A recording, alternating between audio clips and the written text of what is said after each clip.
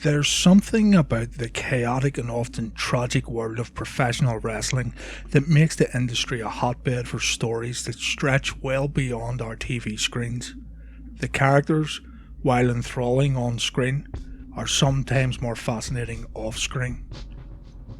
However, telling these stories in their entirety can be a difficult task in a business in which many versions of the truth exist, and when the subject in question tends to live the gimmick, it can be impossible.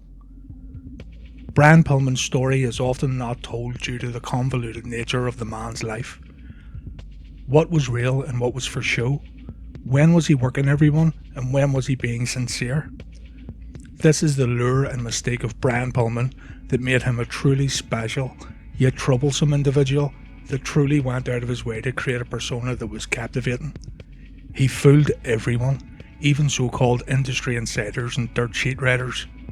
This is an overview of the life and death of Brian Pillman.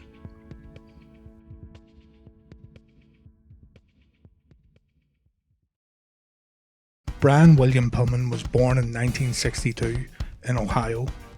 Pillman's life would start with tragedy when his father died when he was still young. As a child, he was primarily raised without a father figure in his life.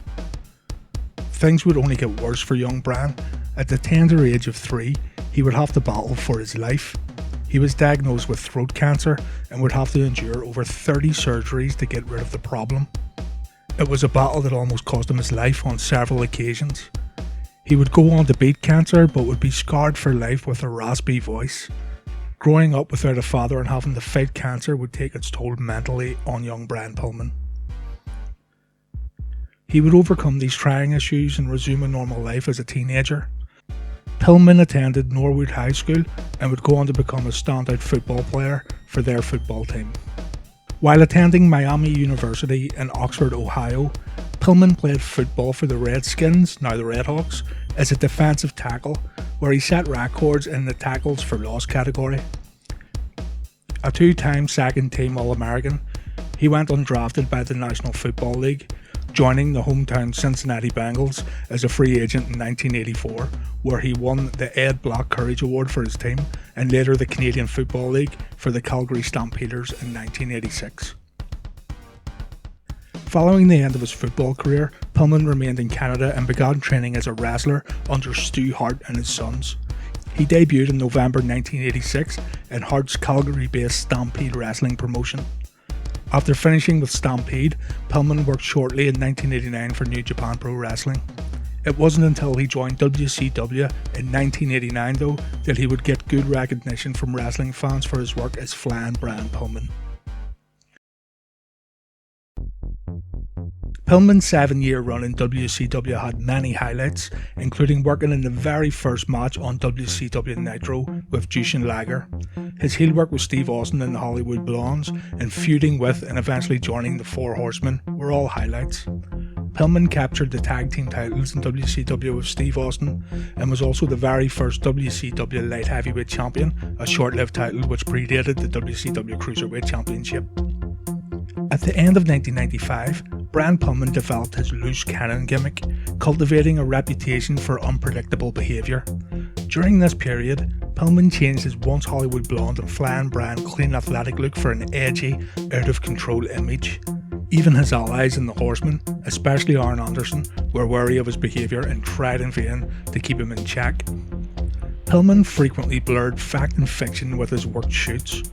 In a match with Eddie Guerrero in a 1996 episode of Clash of the Champions, Pillman grabbed commentator Bobby Heenan by the collar, causing Heenan, who had a history with neck problems, to blurt out, "What the fuck are you doing on live air?"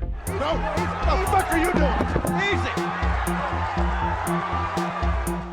Pillman outed Kevin Sullivan as WCW Booker during the February 1996 Super Brawl 6 pay-per-view in an I Respect You strap match where the loser announces they respect the other wrestler, much like an I Quit match.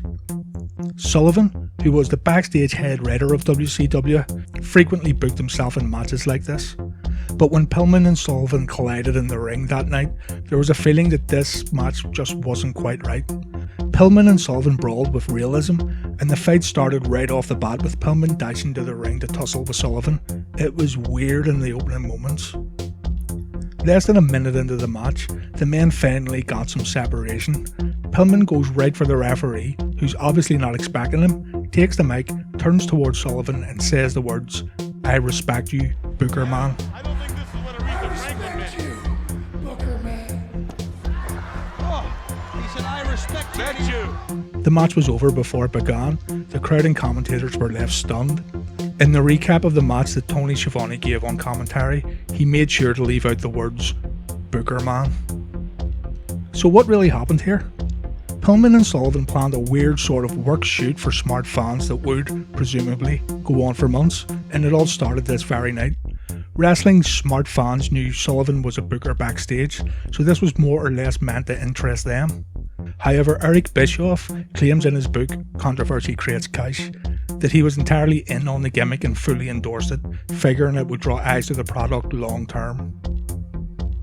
Going to extraordinary heights to work the boys, management and fans, Brian Pillman, as part of the work, went to WCW corporate lawyers and asked for his release, and the lawyers gave it to him, thus freeing him up to work elsewhere.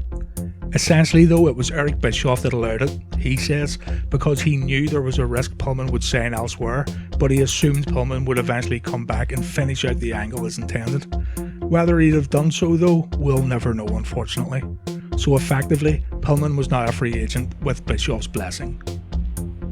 Quote Eric Bischoff, "Brian told me that he had a shot to go to WWF and I told him to go. Brian Pillman and I stayed in contact the entire time he was in WWF.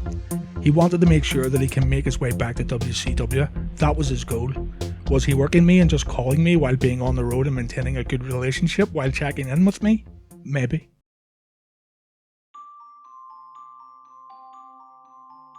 Immediately following his departure from WCW, Pillman showed up in ECW and appeared at the promotion's annual internet convention, ECW CyberSlam, on February 17, 1996.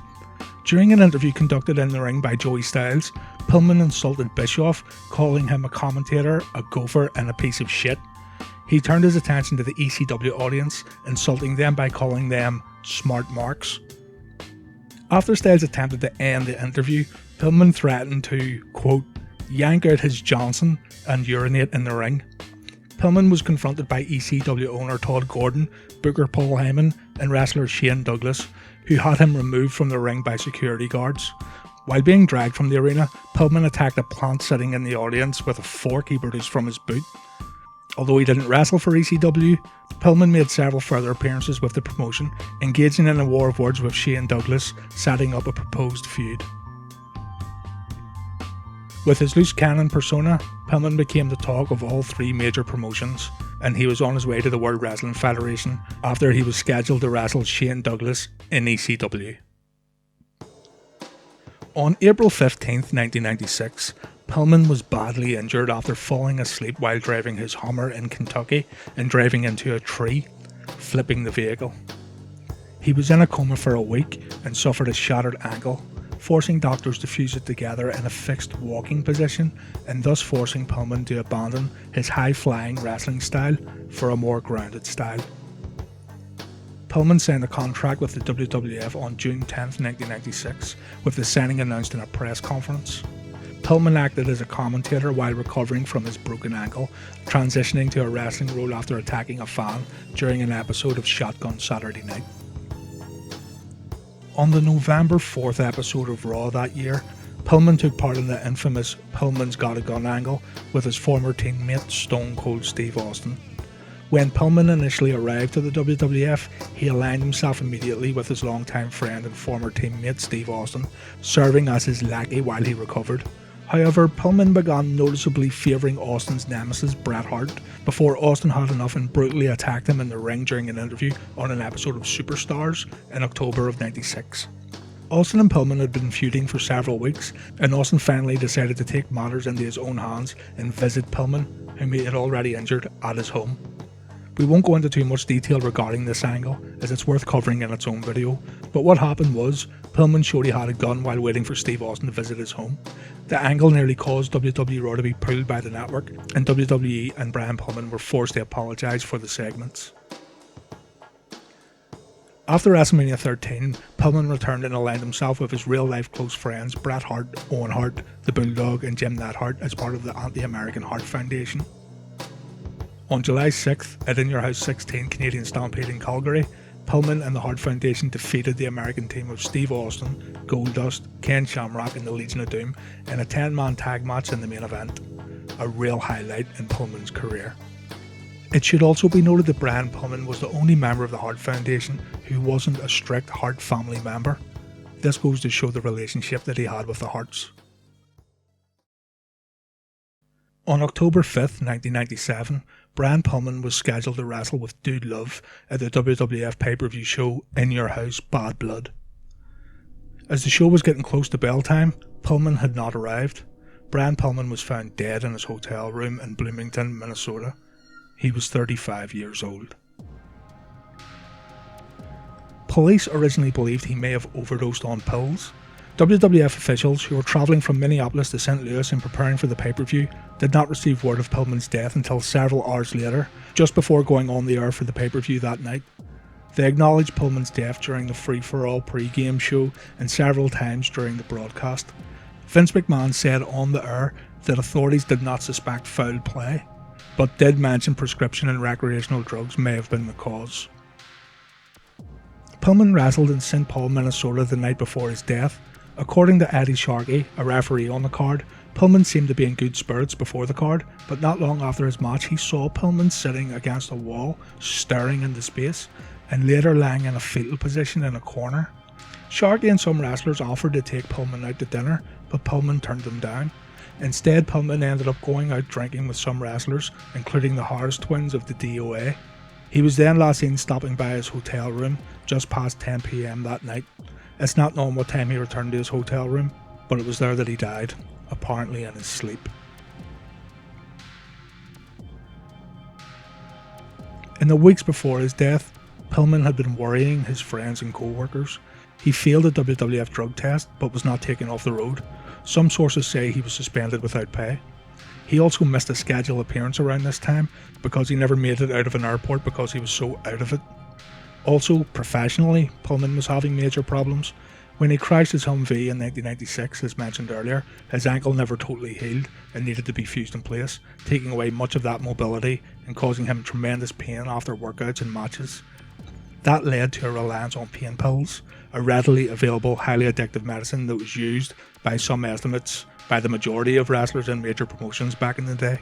Pillman was said to be emotionally distraught at times over not being able to do the things that he used to be able to do. To help cope with this tragedy, it's natural that WWE would pay tribute to the man on their programming. Nobody really had a problem with this concept, and the tributes themselves were respectful to Brian. What was significantly less respectful, however, was the decision to let Vince McMahon interview Brian Pillman's wife on live television just 24 hours after her husband's passing. The sight of the clearly distraught Melanie Pillman being rolled out for entertainment purposes was bad enough, but what really made this whole thing catch fire were the questions from Vince himself, which were all seemingly intended to help distance WWE from the circumstances of Brian Pillman's death. Vince McMahon wanted the audience to believe that Brian Pillman died because of his own vices and not because he was taking illegal substances that correlate with the WWE lifestyle. Years later, Melanie Pillman said the following: "Vince told me I didn't have to do the interview if I didn't want to, but I felt obligated to him. I knew he wanted me to do it, and I knew I would be relying on this man for food." Melanie said that Vince paid her the $50,000 balance of Pillman's first year contract, sent her a further $65,000 after a memorial wrestling show he organised, and gave her $12,000 to make a down payment on a home. What should be noted also though is Brian and Melanie were involved in a heated divorce at the time of his death in 1997. Melanie has said that she meant for the divorce to be a wake-up call for Brian, but they were still living together at the time of Brian's passing, but he was banished to the basement. What's also interesting though is the comments Brian Pillman's son made regarding these interviews with his mother after his father passed away. Pillman's son said, "Why would you even go on TV 24 hours after your husband died? Give me some money and I'll do anything." She just sits on WWE royalties and she doesn't have a job or nothing. She just spends it all away. When my car broke down one time, I needed $1,500 to fix it. She gave me $800. I'm like, well, at least she gave me something. In February 2017, Brian Pillman Jr. announced that he would be following in his father's footsteps, becoming a professional wrestler. He was trained by Lance Storm in Calgary, Alberta, Canada. The Pillman legacy continues with Brian Jr., who is an absolute spitting image of his father and is already showing that he may have the skills to match. Consider this though, in closing. Pillman lived the character so much and worked everyone so much in his daily life that his own son recently revealed in an interview with Observer Radio that when he found out that his father died during the Bad Blood pay-per-view, his own son, Brian Jr., thought that when his dad died, it was all a work.